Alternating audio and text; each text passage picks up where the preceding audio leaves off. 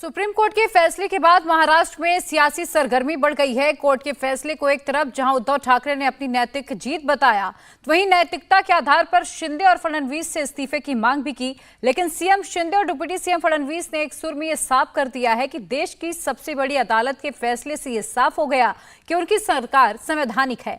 हालांकि अब सबकी निगाहें स्पीकर पर टिक गई हैं, क्योंकि कोर्ट ने 16 विधायकों की किस्मत का फैसला स्पीकर पर ही छोड़ दिया है। अब से थोड़ी देर में उद्धव ठाकरे मीडिया से भी बात करने वाले हैं, जहां वो सुप्रीम कोर्ट के फैसले पर आज अपनी बात रखेंगे।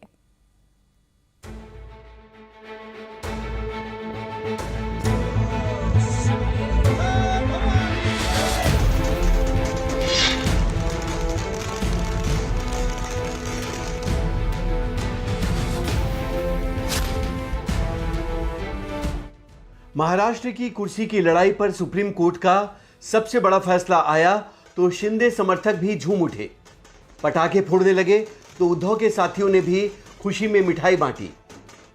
लेकिन सवाल है कि आखिर सुप्रीम कोर्ट का फैसला किसके हक में है? दोनों ही पक्ष क्यों जश्न मना रहा है?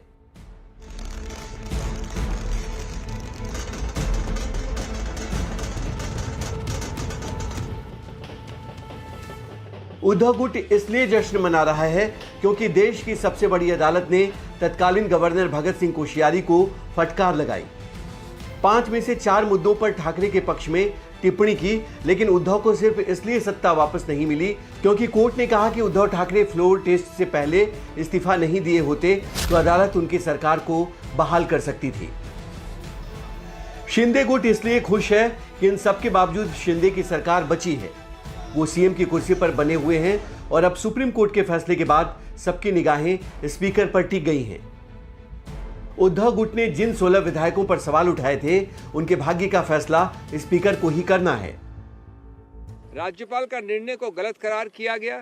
स्पीकर का निर्णय, जिन्होंने किसी और की व्हिप को ऊपर आधार पर अपना निर्णय किया, उसको गलत माना है। व्हिप गोगावले के नियुक्ति को गलत माना है। ये कहा है कि व्हिप सिर्फ राजनीतिक पार्टी की हो सकती है, न कि वो विधायिका पार्टी की हो।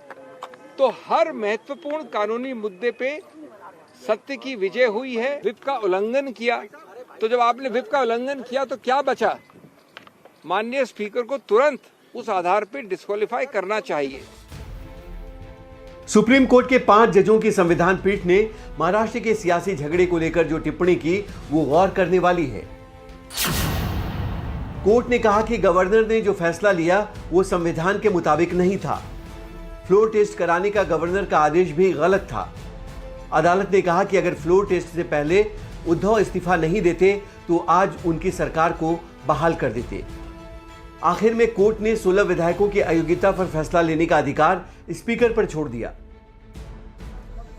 जिस वक्त दिल्ली में सुप्रीम कोर्ट ये फैसला सुना रहा था, उस वक्त मुंबई में उद्धव ठाकरे अपने घर पर नीतीश कुमार की मेजबानी कर रहे थे।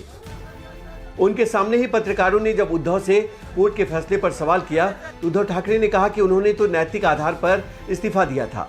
अब नैतिकता दिखाने की बारी एकनाथ शिंदे और फडणवीस की है। उन्हें भी रिजाइन कर देना चाहिए। सर्वोच्च न्यायालय ने कहा कि अगर मैं रिजाइन नहीं करता, मैं इस्तीफा नहीं देता, तो शायद मैं वापस मुख्यमंत्री बन जाता। मैं नैतिकता तो अभी जैसे मैंने नैतिकता का पालन किया, तो अगर इस मुख्यमंत्री में जरा भी कोई नैतिकता होगी तो मुख्यमंत्री और उप मुख्यमंत्री ने इस्तीफा देना चाहिए, जैसे मैंने दिया।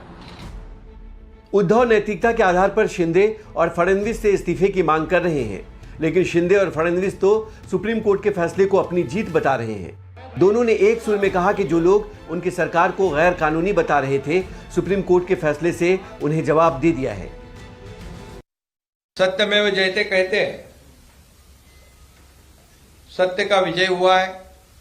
ये सरकार जो है हमने गठित किया हुआ शिवसेना भाजपा का, वो कानूनी तौर से घटनात्मक दृष्टि से योग्य है। इसमें शिक्कामोर्तब हुआ है। अब घटना बाह्य बोलने वालों को ये सुप्रीम कोर्ट के निर्णय ने काल बाह्य कर दिया है, और जो जिनके पास बहुमत नहीं था उन्होंने रिजाइन किया है। और नैतिकता की बात अब करने से पहले अगर करते, जब चुनाव हुआ था जब शिवसेना भाजपा की सरकार का जब गठित होने मतलब जो सार्वत्रिक चुनाव हुआ, तब लोगों का मैंडेट ध्यान में रखते हुए अगर नैतिकता की बात करते तो शिवसेना बीजेपी का सरकार स्थापित हो जाता था। लेकिन सिर्फ और सिर्फ सत्ता पाने के लिए, कुर्सी पाने के लिए जब निर्णय लिया, ये जनता ने देखा है, महाराष्ट्र ने देखा है। मैं इतना ही आज कहूंगा, शिवसेना बचाने का काम धनुष्यबाण जो कई वर्षों से बाला साहेब ठाकरे जी की भूमिका जो है, आइडियोलॉजी बचाने का काम हम लोगों ने किया है। इंडिया टीवी हर वक्त हर जगह डाउनलोड करने के लिए सर्च करें India TV news Google play store या ऐप स्टोर पर।